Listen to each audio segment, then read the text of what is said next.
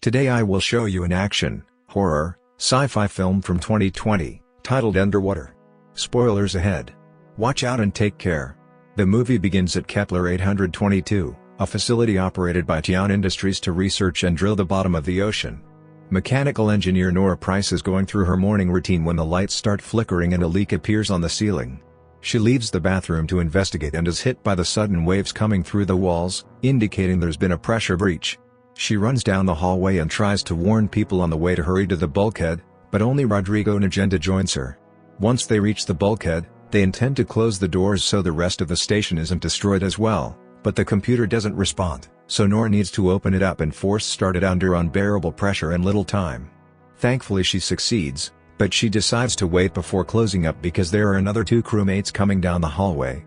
It's impossible for them to reach them before the breach does, though, so she ends up closing the doors to stop the destruction from spreading and those two men are left behind.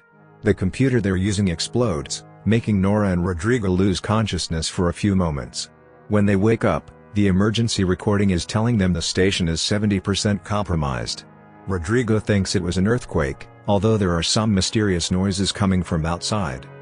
Nora tries to call for help to no avail, so she takes Rodrigo and they go looking for the escape pods. After checking their location and status in the CPU room, they must take a hallway full of debris since it's the only way to reach the pods.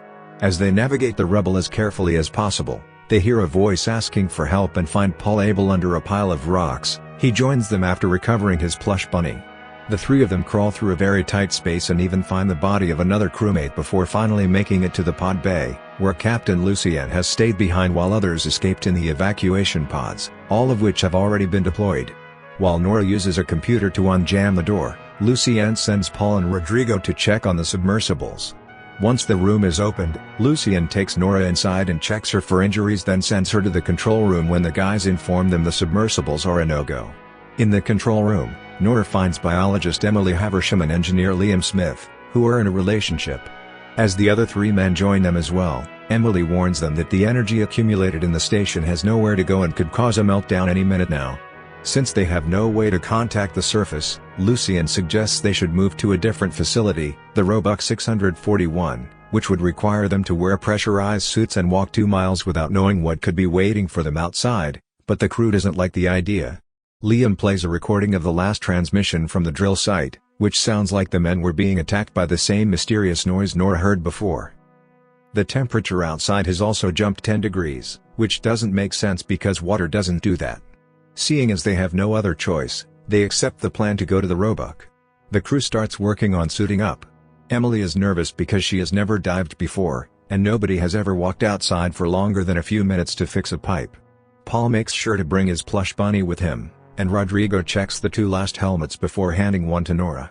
Because of the noises he heard in the recording, Liam decides to grab a gun before leaving, and Paul copies that idea. Once everyone is suited up, they get on the elevator, and Liam warns them that the exterior hatch has been ripped to shreds, so everyone should hold on tight because the pressure will hit them hard. Cracks start appearing on Rodrigo's helmet and Nora notices it, so she tries to tell Liam not to open the door, but it's too late. The water hits them and Rodrigo's helmet implodes, killing him. There's no time to grieve, though. They need to get going, so they jump into a cargo lift. Nora feels guilty because she's sure Rodrigo knew his helmet was broken and gave her the last good one on purpose, but Lucien tells her to get used to it. As the lift takes them down, they receive a distress signal from one of the pods. Thinking they may rescue other survivors, Lucien sends Paul and Liam to investigate. Paul gives Emily his bunny before leaving. It's dark outside and the platforms are unstable, but the guys keep going as they follow Nora's directions. The weird noises from before can be heard here as well, and they find the pod has imploded and is covered by some strange kind of algae-like organism. They also find a body, so since there's no one to rescue, Lucien orders them to come back, but Paul doesn't listen. He's distracted by a weird, liquefied shape on the back of the body, which suddenly moves and attacks him. Liam shoots the creature and, moments later, they bring it inside. Emily examines it, noticing its talons and the mouth it used to feed on the body, but she can't find any eyes. She's explaining the possibilities of having found a new species when the elevator suddenly loses power and stops moving. The noises from before can be heard outside and Paul realizes the creature they have is a baby, so he shuts the door tight. Nora manages to disengage the elevator, but for some reason, they still aren't moving. All of the sudden, an adult creature appears at the window right before the Kepler explodes. The elevator starts falling without control and the crew hurries to put their helmets back on before they hit the seafloor. They barely make it out in time. Once outside, they need to keep moving fast, because the debris from the explosion is falling all around them. Liam is hit, but Lucienne and Nora save him and help him reach an intermediate station, where they discover his oxygen scrubber is damaged. Nora forces a control panel open to call a mover, which they ride through an access tunnel while they hear the creatures following them from outside. Unfortunately, they're forced to stop the mover midway because the tunnel is flooded, so they continue on foot, only to find a moment later that more debris is blocking their way. Since she's the smallest one, Nora volunteers to dive in to find a new way out, and she does. There's a passage under the debris that may be tight but is still big enough for all of them to cross. Lucienne attaches each crew member with wires before sending them in. They all cross through without issues except for Paul, who can be heard saying he sees something behind him. Nora lands on a floating platform and Lucienne hangs tangled at the edge of it. She intends to help him but the creature shows up and comes closer to put its mouth on her helmet. Lucienne jumps on the creature to push it away so the creature drags them with it as it descends deeper into the water. The pressure will kill them both soon, so Lucienne sacrifices himself and unhooks his suit from Nora's, so she floats away before he implodes. Nora loses consciousness for a few seconds, and when she wakes up, she discovers her suit is failing. After being startled by an octopus, she runs away and finds a door that allows her to enter the abandoned Shepherd station. After crying over the loss of her captain and changing into dry clothes, she checks out the place. Trying to send Emily a message doesn't work, but she does find a map of the drilling site in Lucienne's old locker. Determined to survive, she puts on a different suit she finds around and grabs a flare gun before going out to the ocean floor again to try to reach the Roebuck as they originally planned. She's following the markers when she starts to hear Emily's voice, so she hurries towards her and causes Emily to run as well because she thinks Nora is one of the creatures. Nora jumps on her and calms her down, telling her how proud she is of her for surviving and keeping her boyfriend alive. Together they drag Liam across the floor as they start walking again, keeping their worried minds distracted with chit-chat. Nora tells Emily about her fiancé, who is Liam's best friend and disappeared during a diving mission he took alone. This is why she hates feeling powerless to change anything, and she thinks it's really cool that Liam and Emily have each other.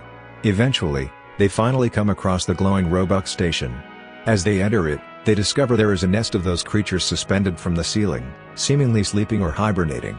After turning off their suit lights, the girls attempt to sneak through, but their plan fails when Emily's oxygen alarm starts ringing. One of the creatures wakes up and grabs Nora, who tells Emily to grab Liam and run to the door.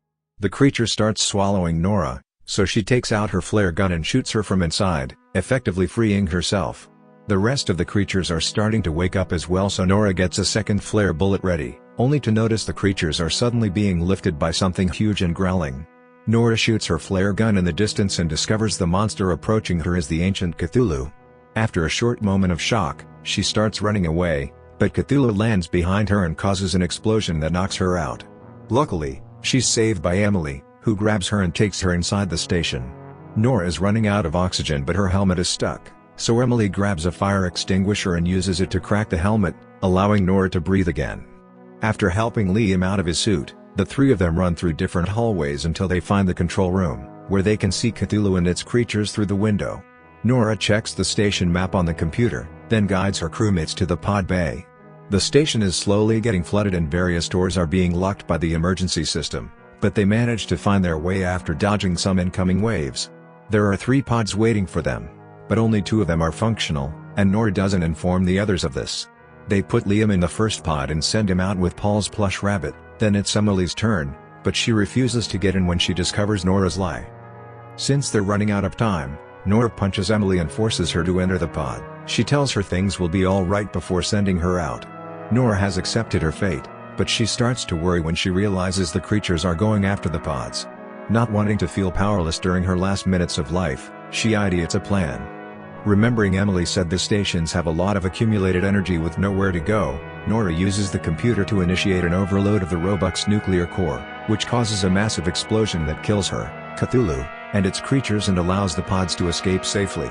The movie ends by showing us various news articles and reports that say all the information is classified and nobody is allowed to talk to the survivors.